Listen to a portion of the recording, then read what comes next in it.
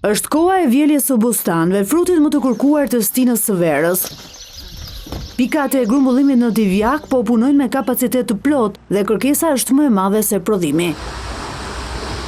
90% e sasisë është mbjellë për eksport. Kosova është tregu kryesor për eksportin e shalqirit nga Divjaka. Ramadan Jashari vjen të paktën 4 herë në javë për të ngarkuar kamionin e tij me bostanorët nga Prishtina.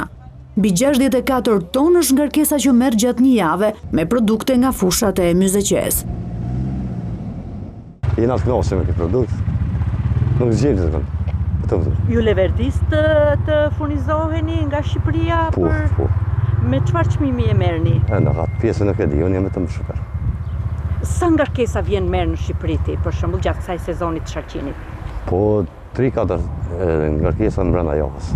Ndërsa eksporti po ecën me ritme të mira për pikat e grumbullimit, prodhuesit janë në hall me çmimin.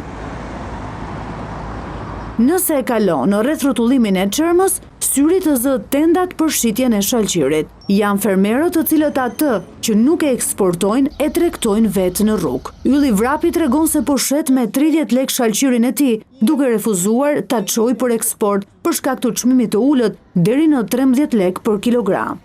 Arrin ta shesësh? Po do kaq me gjysmë, do kaq me të nar. Prishet. Pse nuk e jep tregtarëve? Ish pa lek pra, ish pa stroarën, lek gjep s'një asi lek. Ti jep tregtarëve sot, me këtë çmim që ish.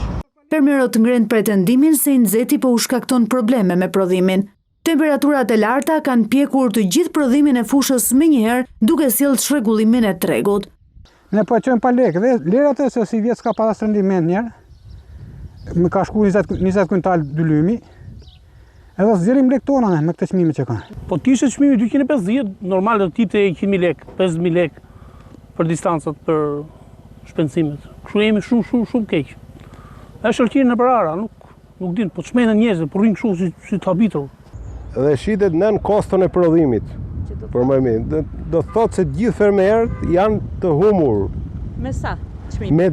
Me 10 lek, me 12 lek, me 13 lek maksimumi. Këtu varion çmimi.